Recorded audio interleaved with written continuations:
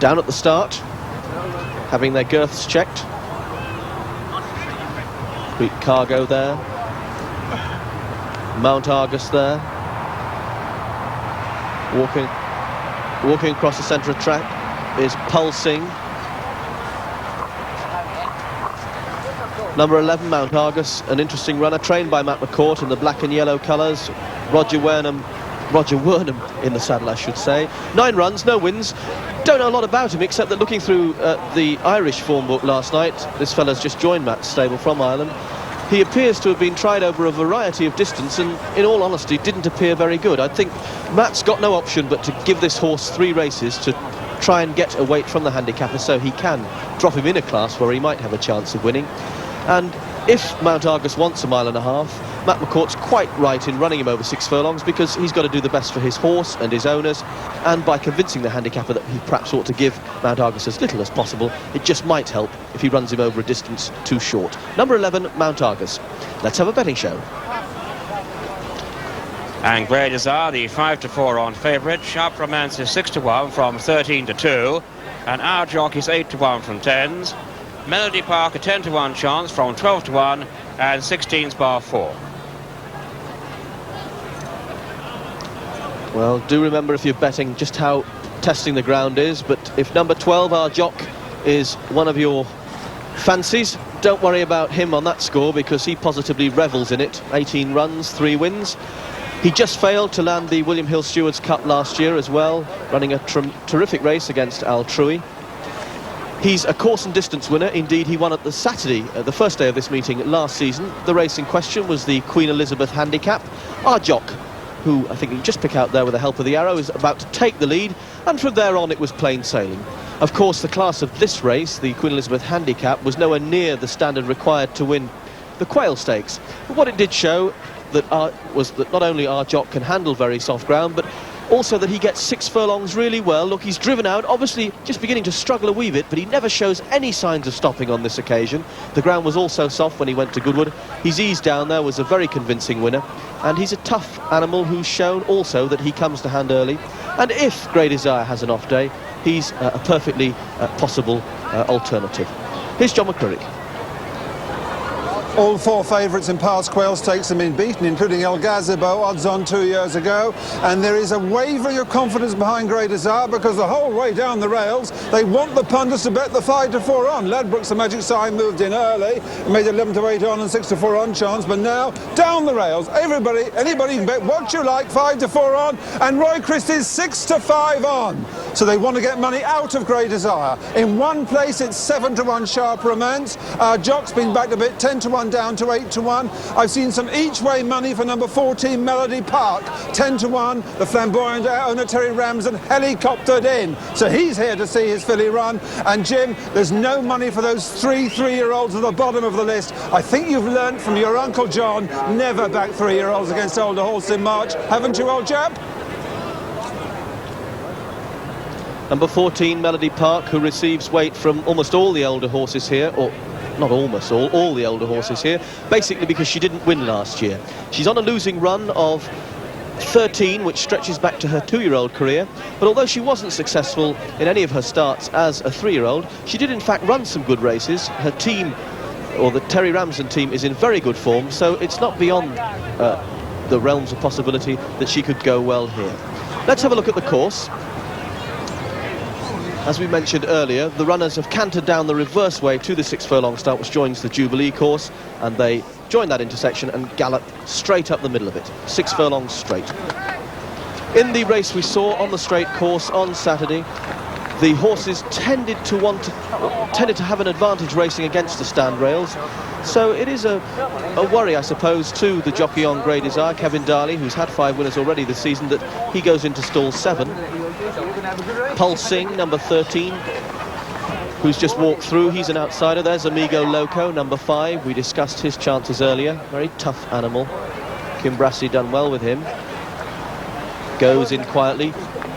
Nearest to us was Mount Argus and Cockalorum. Melody Park beginning to go in. one of them winning in just a minute. Should mention Creek Cargo, number 15, who's in stall 9. He's a useful sprinter, or was last year, has had a run and goes very well on the soft. Got to improve a bit, but he could go well. There's Ocean Trader. Don't think he's quite up to this class. And Grey Desire will be the last to go in. He's 11 to 8 on. Here's Graham. So the favourite in the stalls safely. 15 runners in for this Quail Stakes. Just waiting for Melody Park to go in. I must say she didn't move down to the start as well as some of the others.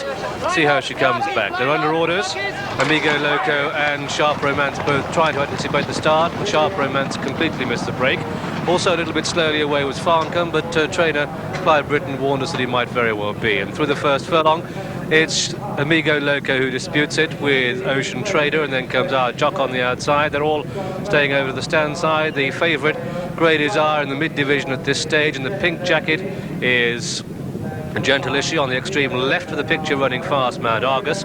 And through the first furlong, it's Amigo Loco who leads. Next to the rails, trying to come with a run is Really Honest, then Ocean Trader. Behind these are Jock, the favourite, going well at this stage. Kevin Darley just having to niggle him along there. They're past halfway in the Quail Stakes. And it's Amigo Loco the leader. Amigo Loco from, in second place, Ocean Trader. Then comes our Jock. The grey now just starting to lengthen. Here comes Grey Desire, closing from 3 to 2, closing up on the inside. But look at Melody Park, making ground in the blue and white jacket on the very wide outside. The splits come for Grey Desire. He's got a good run. So too has Creek Cargo, and coming through the final furlong, it's Grey Desire, Melody Park and Creek Cargo, and Grey Desire quickening up and going on inside the final furlong. Grey Desire coming away. Kevin Darley looking round. No danger. Amigo Loco second. Melody Park running out of puff, being tackled by Sharp Romance for third place at the line. Grey Desire the winner. Close for second between Amigo Loco and Sharp Romance and Melody Park. Then Farncombe, who run a terrific race, and behind him Vorvados. A big gap to Creek Cargo, who ran well. Then Ocean Trader, our Jock, Really Honest, Miracles Take Time, Pulsing, Mount Argus, and last of all was Cockalorum. And so the result of this, the Quail Stakes, the outcome very much as predicted. Number 1, the winner, Grey Desire, owned by Mr. Mel Britton, trained at Ward Hill by him and ridden by Kevin Darley. Another smooth success in this race. Wasn't as impressive as he was last year, but he won very nicely indeed. Officially, it's a photo for second place. But let's review the closing stages with Jim. At this stage, I thought Grey Desire, who, as Graham pointed out, was being niggled at by Kevin Darley, might very well get into trouble in running. Amigo Loco's gone from the gate and stretched most of them. Ocean Trader's tried to stay with him and run pretty well on his debut. On the outside, Creek Cargo, our Jock and Melody Park have all had their chances. Now Kevin just stops riding for a second before switching and really going for everything. He's seen the gap, seized his opportunity and quickly sprinted clear. Creek Cargo beginning to weaken. Melody Park starts to drop away on the outside. Sharp Romance, who tracked Grey Desire and gone very well to halfway, didn't really accelerate at all when the pace quickened and just ran on late. Grey Desire starts to prick his ears, almost look at the crowd at the end as Kevin Darley drops his hands inside the closing stages and allows the horse to coast home.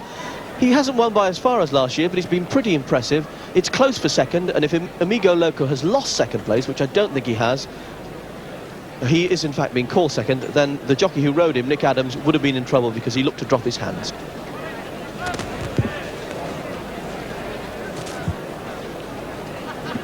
Grey Desire returning there, the 11 to 8 on favourite. Sam Harris, the board's bookmaker, laid 550 to 5. That's 11 to 10 on. It was backed all the way down to 11 to 8 on. Ladbrokes invested heavily on it, and right round the country that has set off so many of your bets. 11 to 8 on Grey Desire. I'll give you the price of those horses involved in the photo for second place. Amigo Loco's a 16 to 1 chance. Number 2, Sharp Romance, is 15 to 2. And those who had each way Melody Park are sweating badly now. He's returned at 10 to 1. He was clear third going into the final furlong, but he may have been caught. They're not quite certain down here. But Grey Desire, 11 to 8 on. He's the first favourite in 5 runnings of the Quail Stakes to win. He was 14 to 1 when he did it last year. And that's exerceted literally hundreds of thousands of your bets. And settlers in the betting shops and the credit offices can't have much desire for the grey day of graft that's stretching ahead of them now. After 11 to 8 on, Grey Desire.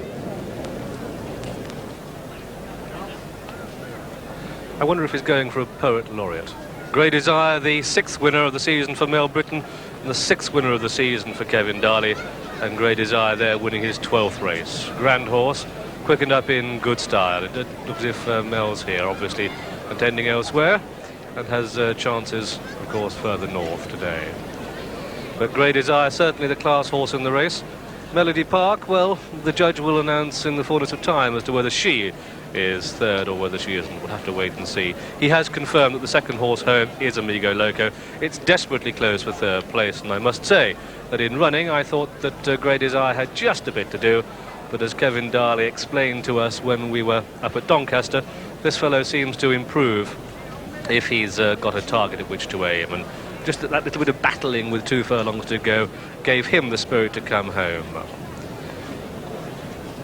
Amigo Loco, the second horse home. I should be interested in getting a few bob on him, I think, when he runs over 5 furlongs. I just think this 6 furlongs is a bit too far for him. It's very, very close to the outcome of third place.